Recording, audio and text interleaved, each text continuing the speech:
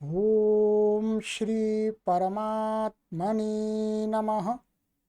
ओम श्री गुरुभ्यो नमः। ओम श्री ऋषिभ्यो नमः।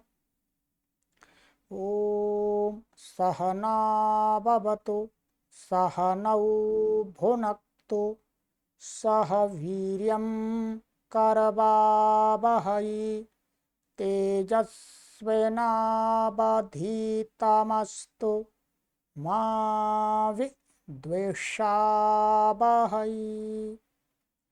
ओम शांति शांति शांति। सर्वेभ्यो नमः। देववाणी संस्कृतं यूट्यूब चलदृश्यं प्रति भवतां भवतीनांच हार्दं स्वागतम्। मित्रों, अष्टाध्यायी भाष्य प्रथमावृत्ति पाणिनीय प्राचीन व्याकरणं प्रथमोध्यायः प्रथमः पादः कक्षा संख्या चतुश्चत्वारिंशत्तमी 44वीं कक्षा को आज पढ़ेंगे। 43 कक्षाएं आपको हमने पढ़ा दी हैं। ठीक है, चलिएगा पुस्तक को ओपन कर लीजिएगा, आगे चलते हैं। गत कक्षा में मैंने आपको एक सूत्र पढ़ाया था। ठीक है, सूत्र था हमारा तुल्यास्य प्रयत्नम सवर्णम। इसका अर्थ हमने आपको क्या बताया था कि जिस वर्ण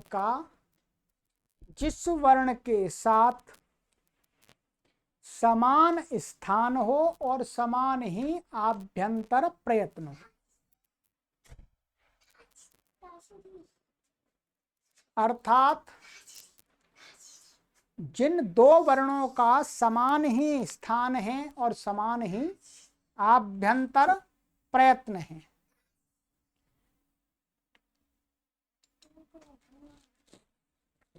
तो उन वर्णों की परस्पर क्या होती है, सवर्ण संज्ञा होती है। बस इतना ही बताया था। अब क्या है, अब वो जो सूत्र हमने नियम बना दिया ये सवर्ण संज्ञा का, तो इसमें ये नहीं कहा कि इन इन वर्णों की ही समान स्थान और प्रयत्न होंगे तभी होगी, चाहे वो हल हो चाहे स्वर हो, अच हो या हल हो या व्यंजन हो स्वर हो, माने चाहे स्वर और व्यंजनों का समान स्थान मिल जाए और समान प्रयत्न मिल जाए तो भी उनकी क्या हो जाएगी, सवर्ण संज्ञा। और सवर्ण संज्ञा होने से फिर सवर्ण संज्ञा का जो कार्य है वो प्राप्त होने लगेगा। ठीक इसी प्रकार तो उसमें थोड़ा सा अव्यवस्था हो रही है, माने अतिव्याप्ति हो रही है। क्या बोले हैं, अतिव्याप्ति। माने जो ऊपर नियम बनाया तुल्यास्य प्रयत्नम सवर्णम, वो थोड़ा सा अधिक क्षेत्र में जा रहा है, उसको सीमित करना है। सीमित करने के लिए आगे ये निषेध सूत्र बना रहे हैं। बोलिएगा मेरे साथ, ना झलऊ ना झलऊ ना झलऊ। पदच्छेद है इसमें, ना अव्यय है, अज झलऊ प्रथमा व्यक्ति द्विवचनांत। समास किया है इसमें अच चा हल चा अझलऊ, इतरेतर योग द्वंद्व। ठीक है, यहां पर क्या है, ये जो इच्छा है और आगे ये आ रहा है हा, तो यहां पर हा को क्या हो गया है, झ हो गया है। संधि नियम से झयो होन्य तरस्याम, हा को विकल्प करके क्या हो गया है, चतुर्थ वर्ण हो गया, माने पूर्व सवर्ण हो गया। ठीक है, इसलिए ये हा को झ दिख रहा है आपको, है वास्तव में हल। तो इतरेतर द्वंद्व योग समास हो गया। इसमें अनुवृत्ति ऊपर से आ रही है, तुल्यास्य प्रयत्नम सवर्णम, पूरे सूत्र की ही अनुवृत्ति आ रही है। चलिएगा। अर्थ तुल्यस्य प्रयत्नावपि अच् हलौ परस्परम सवर्ण संज्ञकौ न भवतः। कहते हैं चाहे समान स्थान हो और समान ही प्रयत्न हो, हल और व्यंजन माने किसी व्यंजन का किसी अच के हल स्वर के साथ में यदि समान स्थान और समान प्रयत्न है तो कहते हैं उन व्यंजन और स्वर की परस्पर सवर्ण संज्ञा नहीं होगी। ऊपर वाले सूत्र से प्राप्त थी तो मना कर दी। ठीक है, यहां पर कहते हैं अभी बताएंगे। ठीक है, स्थान और प्रयत्न तुल्य होने पर भी अच और हल की परस्पर सवर्ण संज्ञा नहीं होती है। जब सवर्ण संज्ञा ही नहीं होगी तो कार्य भी नहीं होगा। तो कहते हैं उदाहरण, दंड हस्तः दधिशीतम वैपाशो मत्स्यः आनडुहम चर्म। ये 4 उदाहरण दिए हैं। परिशिष्ट में चलते हैं, परिशिष्ट में इनके उदाहरणों की सिद्धि देखते हैं। ठीक है जी।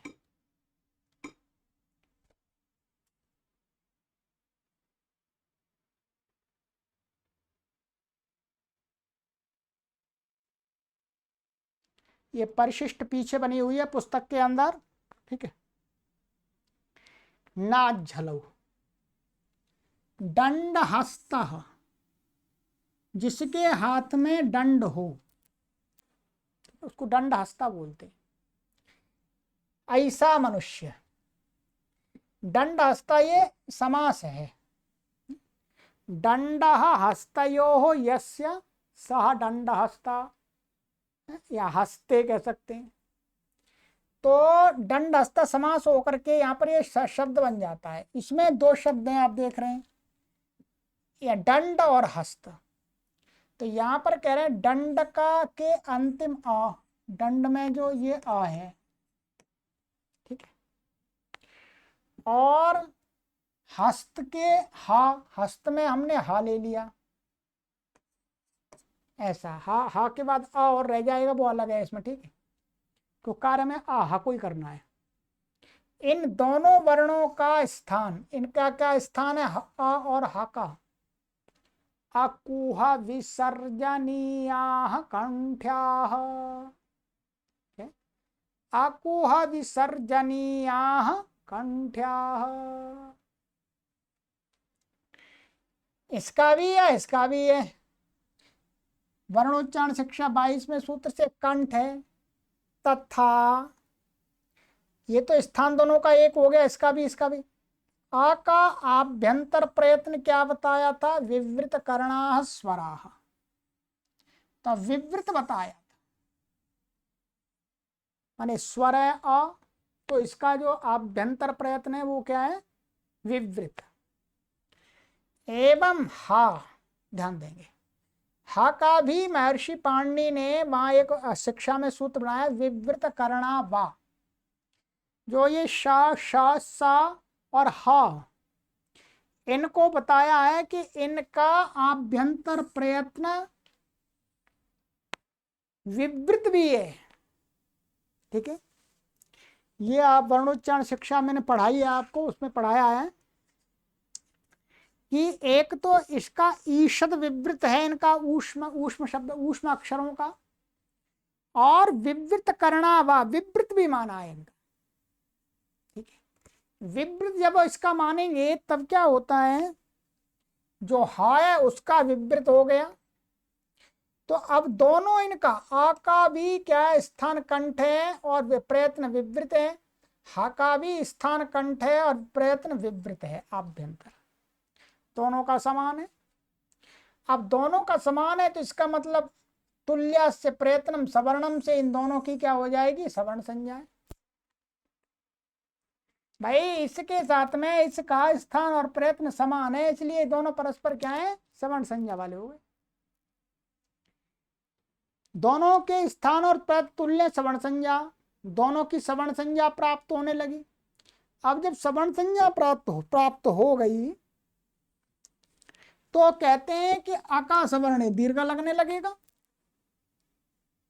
भाई अका सवर्ण दीर्घ कहेगा अक से उत्तर, माना अक माने आ ई उ, माना अवर्ण इवर्ण उवर्ण और रिवर्ण और निर्वर्ण, इससे उत्तर सवर्ण अक्षर परे हो, सवर्ण क्या है, सवर्ण अक्षर परे हो, तो क्या हो जाएगी, पूर्व पर के स्थान में दीर्घ एकादेश हो जाता है। तो आ और हा को दीर्घ एकादेश प्राप्त होकर के, ये आ और हा को सवर्ण संज्ञा है तो इसका आ दीर्घ क्या होगा, इसका देखो दीर्घ, इसका तो होता नहीं दीर्घ, हा का तो दीर्घ नहीं होता, तो व्यंजन है, तो आ का दीर्घ होगा तो आ हो जाएगा। तो डंडा हस्त ऐसा अनिष्ट रूप प्राप्त हो रहा है। पर यह तुल्य स्थान और तुल्य प्रयत्न वाले अ और हा वर्ण क्रमशः एक अच माने अ तो अच में आ रहा है, दूसरा माने हा हल में आ रहा है, हल में आ रहा है, इसलिए क्या है, सवर्ण संज्ञा का ही नाच जलऊ से निषेध हो गया। अब इन दोनों की अच और हल है, इसलिए इनकी सवर्ण संज्ञा होगी नहीं,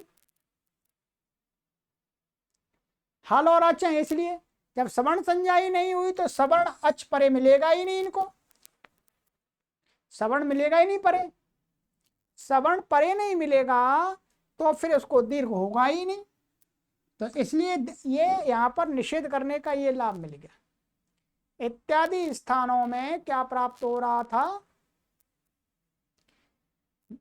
दीर्घ, सवर्ण दीर्घ, तो उसको रोक दिया, सवर्ण संज्ञा ही नहीं हुई।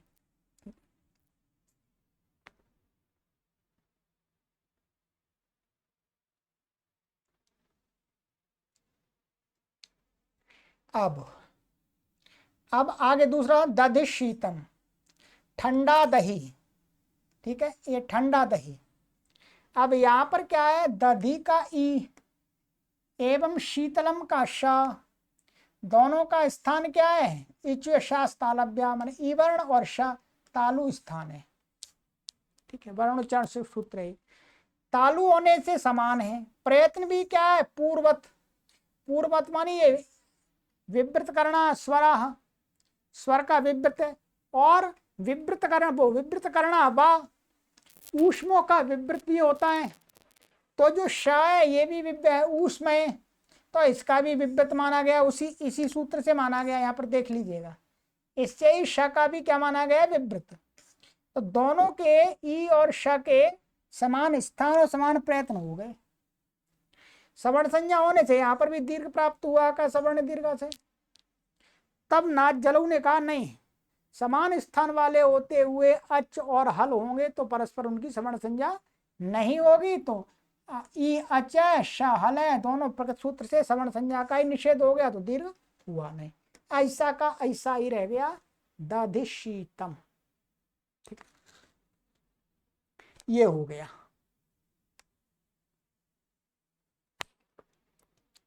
अभी दो उदाहरण और दे रहे हैं, देख लीजिएगा।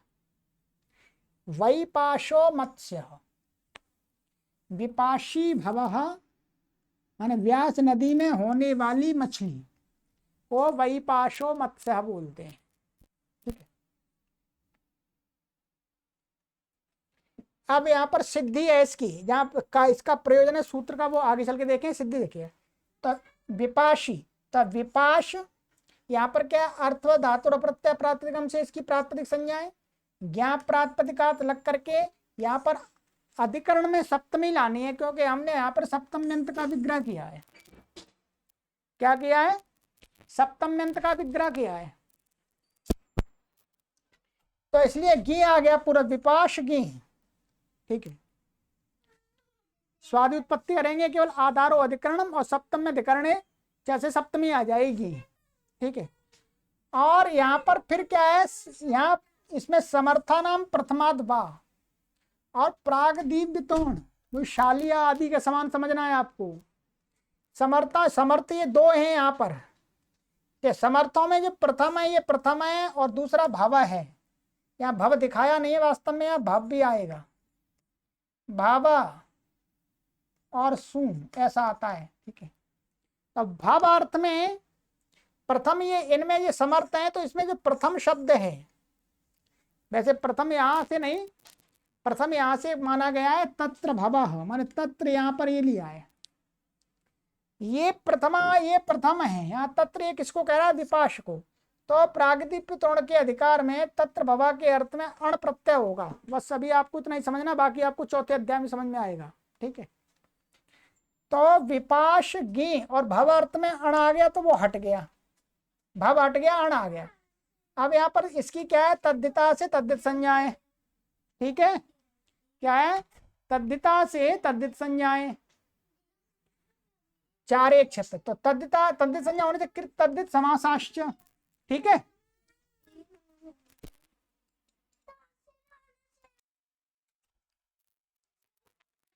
तो कृत तद्धित समासाश्च से इसकी पूरे की क्या हो गई? प्रातिपदिक संज्ञा। फिर सुपो धातु प्रातिपदिक से क्या हो गया? प्रातिपदिक के अवयव सुप, इसका लुक हो गया, प्रत्यय से लुक्षुलुपः आदर्शन हो गया। फिर विपाश और अण का, इसके हलंत्यम से इत संज्ञा हो गई, तस्लोपा दर्शनम लोपा। क्या बच गया हमारा? विपाश अ। अब यहाँ पर इसके पहले तो इसकी अंग संज्ञाएं अस्मात् प्रत्यय विधिष्टतादि प्रत्यय अंगम, अंग के अधिकार में तद्धितेषु चामादेः, ध्यान देंगे, तद्धितेषु चामादेः। इस सूत्र से हमने पहले भी लगाया है कि अंग के अचों में आदि जो अच है उसको तद्धित, ईत इणित और कित तद्धित के परे रहते क्या होता है? वृद्धि होती है। तो ये इत, ये कैसा इणित है? तो इसके पहले इसका आदि अच ई है, इसको वृद्धि हुई, तो वृद्धि क्या होती है? वृद्धिरादैच, स्थानांतरतमा लग जाएगा पूर्वत, तो स्थानांतरतमा के सहयोग से ई को वृद्धि क्या होगी? आई हो जाएगी, तो वैपाश अ, ऐसा बन गया। ठीक है, अब यहां पर क्या है? इसके पहले इसकी क्या हो जाएगी? अच्छी भम, यकारादि और अजाति स्वादि भिन्न, सर्वनाम स्थान भिन्न स्वादि, यकारादि अथवा अजाति प्रत्यय के पहले पूर्व की क्या होती है? भसंज्ञा। तो ये क्या है? ये सर्वनाम स्थान भिन्न स्वादि प्रत्यय है। ठीक है, इसके पहले इसकी क्या हो गई? भसंज्ञा, वैपाश की भसंज्ञा हुई। अब भसंज्ञा के अधिकार में भस्य, भस्य के अधिकार में अब यस्येति च, ध्यान देंगे क्या है? यस्येति च, ये सूत्र कई बार लगा दिया है। ठीक है, ई वर्ण का और नहीं, यकार का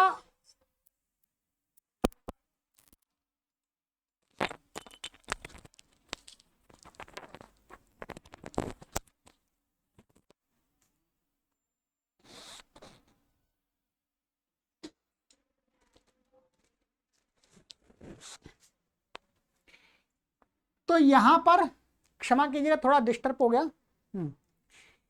तो यस्येति च, इसने क्या हुआ? ये जो यस्येति कहता है कि ई वर्ण, ठीक है, यस्येति का आप जहां पर अर्थ देखिएगा, पूरा अर्थ में पढ़ के बता देता हूं आपको। ये देखिएगा, आप अपनी पुस्तक में भी देख लीजिएगा।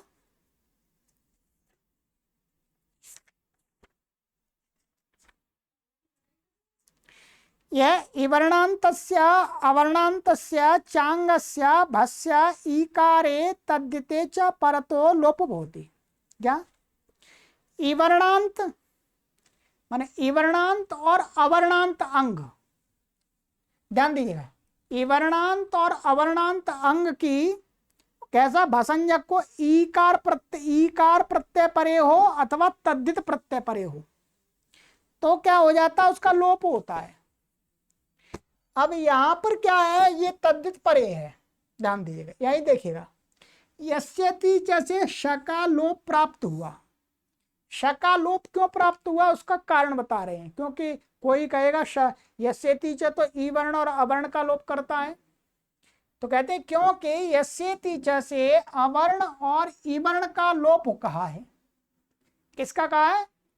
अवर्ण और ई वर्ण। यहाँ इसका अवर्ण ईवर्ण तो है ही नहीं। सो जिस प्रकार अब बता रहे हैं ह्रस्व अ और ह्रस्व ई का लोप कहने पर,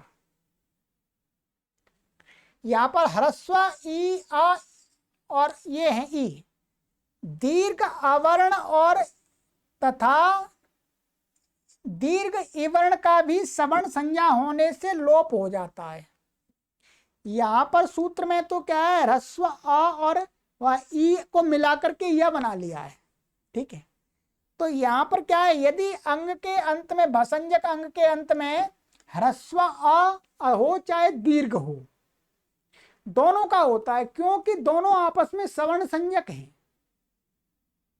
एक वाई अपने दूसरे वाई का ग्रहण करा लेता है, इसके लिए सूत्र है अणुदित सवर्ण से चा प्रत्यय। अभी बता रहे हैं। तो अवर्ण तथा ईवर्ण का भी सवर्ण संज्ञा होने से लोप हो जाता है। लोप क्यों होता है दीर्घ का? दीर्घ का इसलिए होता है क्योंकि ह्रस्व की दीर्घ के साथ में सवर्ण संज्ञा है, इसलिए यदि ह्रस्व वर्ण को कोई कार्य कहा है तो उसके दीर्घ को भी हो जाएगा, ठीक है। उसी प्रकार ई के साथ शकार का भी पूर्वत स्थान और प्रयत्न समान है, ध्यान रखेंगे। इसी प्रकार क्या है, ये देखिएगा, ये जो श है और ई है, इसका स्थान तालु था और इसका स्थान भी तालु था, इसका प्रयत्न भी विवृत था, इसका भी विवृत था।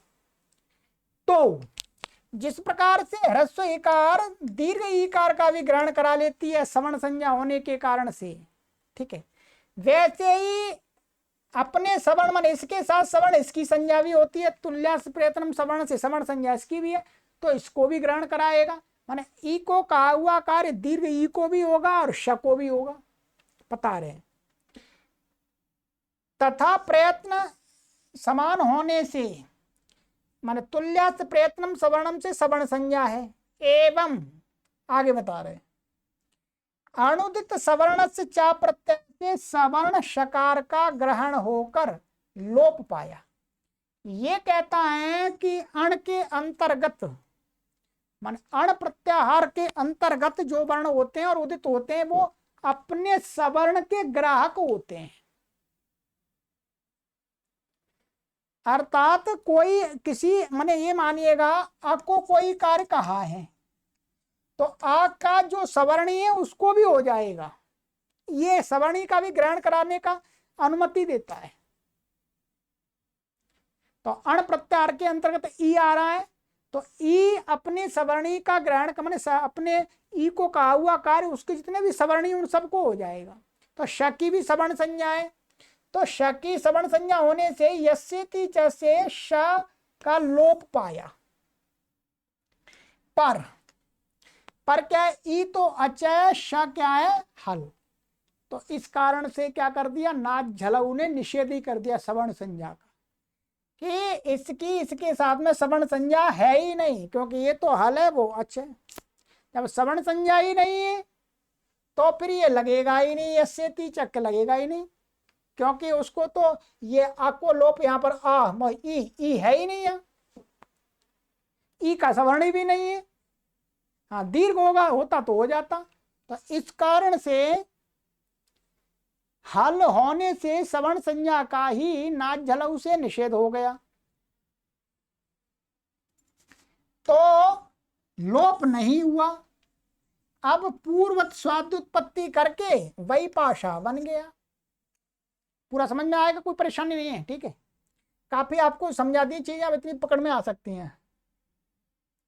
अब आगे आनडुहम चर्म, इसी प्रकार बैल का चमड़ा, यहां पर क्या है, अनडुह शब्द है, अनडुह होता है बैल।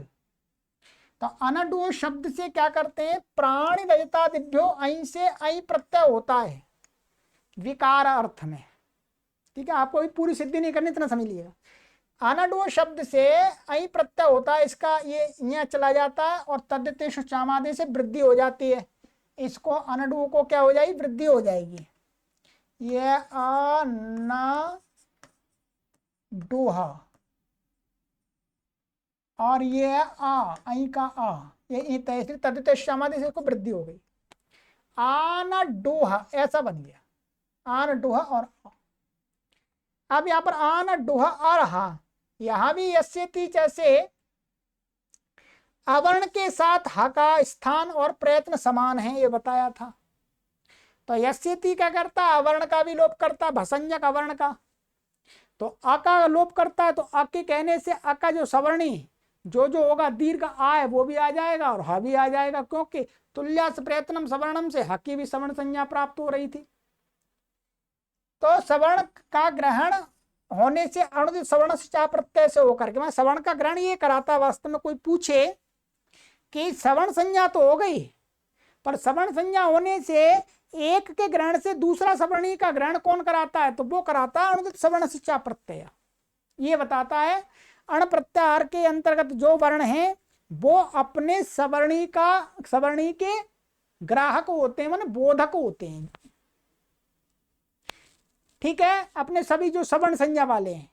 ऐसे ही जो उदित होते हैं, कु कहने से क वर्ग आ गया पूरा, का के सवर्णी सभी आ जाते हैं। ठीक है, उदित ये आगे पढ़ेंगे।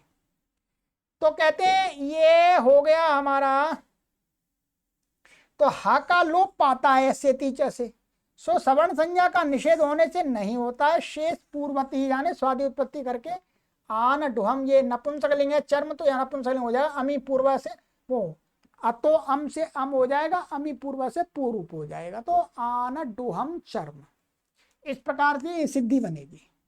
ठीक है, मुख्य रूप से आपको यहाँ पूरी सिद्धि बनाने की आवश्यकता नहीं है, मुख्य रूप से आपको ये यहां पर घटाना समझ लेना है कि ये घट कैसे रहा है। ठीक है, मैं आपको इस सूत्र का एक बार अर्थ भी आपको पढ़ करके बताता हूं और आप अपनी पुस्तक में देखिएगा। ठीक है, थोड़ा ये थोड़ा आपको डाउट हो सकता है कि ये सूत्र यहां कैसे लग रहा है। ये सूत्र कहता क्या है, देखिएगा।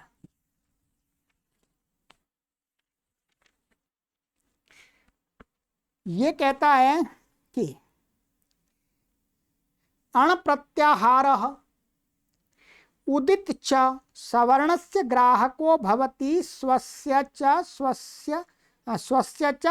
रूपस्य प्रत्ययम वर्जयित्वा, कि अण प्रत्याहार के अंतर्गत, ये अण प्रत्याहार है हमारा, अण के अंतर्गत ये अण कौन सा है, ये लण वाला अणा है, ध्यान रखेंगे, पहले वाला अयुण वाला अणा नहीं है, लण वाला अणा है। अण प्रत्याहार के अंतर्गत क्या आ गए, सारे स्वर आ गए, हा या वरट आदि भी आ जाते हैं। ये जो सभी वर्ण हैं और उदित, उदित माने जिनके पीछे ऊ लगा है, जिनकी, जैसे कु बोलते हैं कहीं कहीं व्याकरण में कु, तो कु में ऊ उदित होता है, माने ऊ की संज्ञा होती है, इसलिए उदित माना जाता है। तो ये क्या होते हैं, ये अपने सवर्ण माने अपने भाई, जिनकी माने समान स्थान और समान प्रयत्न वाले का ग्रहण कराते हैं। ठीक है, जैसे अण प्रत्याहार में हमने आ ले लिया, ये आ ले लिया, अब आ का अर्थ है यहां पर कि हम अ बोल रहे हैं, तो अ का जो सवर्णी है उन सबको बता रहा है, ये सबको बता रहा है। आ कहने से यहां पर दीर्घ भी आ जाएगा, आ प्लुत भी आ जाएगा, आ ऐसे। ठीक है, तो और उदित, उदित का ये कु कह दिया हमने, तो कु का मतलब हो गया का सवर्णी कौन है, खा गा घा ng, तो उन सबको बताएगा ये।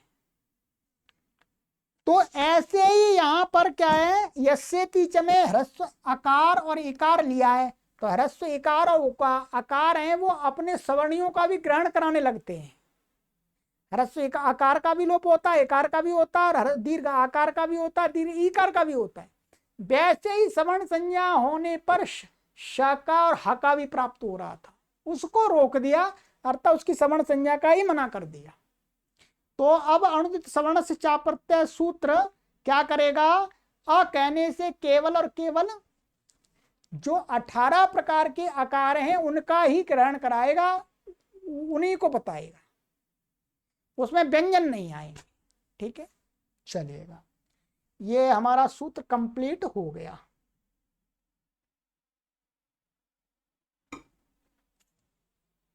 ठीक है, तुल्यास्य प्रयत्नम सवर्णम ना झलऊ। ठीक है, अब हमारा आगे का सूत्र आता है, संज्ञा सूत्र है ये, ईदूदे द्विवचनम प्रगृह्यम। ये प्रगृह्य संज्ञा वाला सूत्र है, इसको भी देखेंगे। ठीक है, बहुत महत्वपूर्ण सूत्र है। चलिएगा, सर्वेभ्यो नमः।